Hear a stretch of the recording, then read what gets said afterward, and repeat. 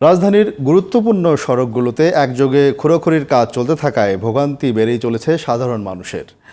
সেবা সংস্থা ওয়াসা, ডিপিডিসি, রাজুক ও city corporation রাস্তায় উন্নয়নের কাজের জন্য খোঁড়াখুঁড়ি করলেও সমন্বয়হীনতার কারণে প্রতিদিনই যানজট, ধুলাবালি ও দুর্ঘটনার শিকার হতে হচ্ছে পথচারীদের।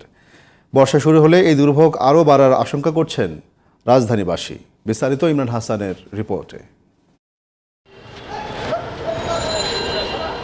ঢাকা সিটি কর্পোরেশন খনন ও পুনর্নির্মাণ বিষয়ক ওয়ান স্টপ সেলের ৮০তম সভায় ১০টি অঞ্চলে প্রায় ২০টি সেবা সংস্থাকে প্রায় ৪০টি কাজের অনুমতি দেওয়া হয়েছে। শুধু এপ্রিল মাসেই নগরে ৯০টি পয়েন্টে উন্নয়ন কাজে খননের অনুমতি দেওয়া হয়েছে।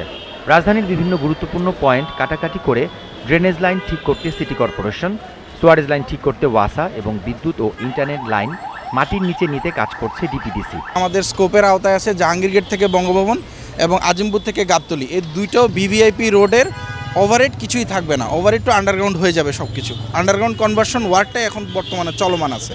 একযোগে রাজধানীর বেশিরভাগ পয়েন্ট খোঁড়াখুঁড়ি না করে সেবা সংস্থাগুলো সমন্বয় করে কাজ করলে ভোগান্তি কিছুটা কম হতো বলে অভিমত নগরবাসীর। খোঁড়াখুঁড়ির কারণে পথচারী ও ব্যবসায়ী সবাই সমস্যার সম্মুখীন হচ্ছে বলে জানান।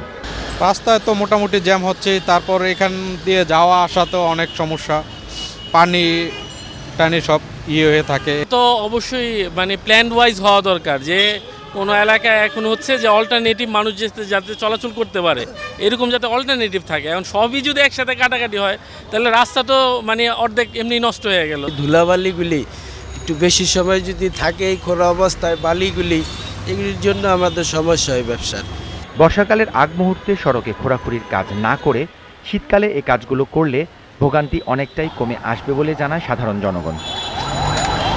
Imran Hasan, GTV news, Dhaka.